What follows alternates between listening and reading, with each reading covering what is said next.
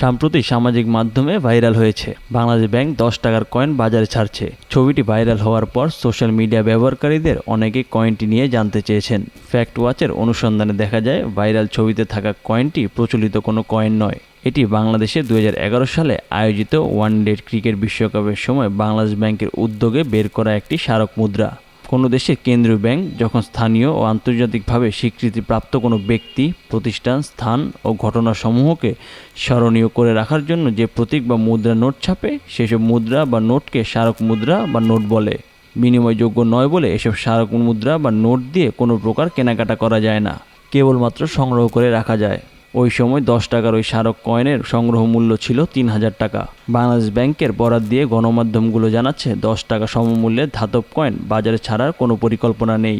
দেশের বাজারে 1 টাকা, 2 টাকা ও 5 টাকা মূল্যমানের ধাতব মুদ্রা প্রচলিত আছে।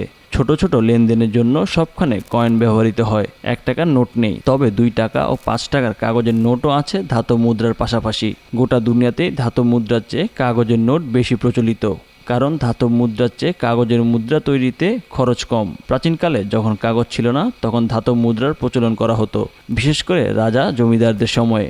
এখন আবার ডিজিটাল মুদ্রা এসেছে, কোনো কোনো দেশে বিটকয়েনও চলছে। তবে কাগজের মুদ্রা সারা বিশ্বে জনপ্রিয়।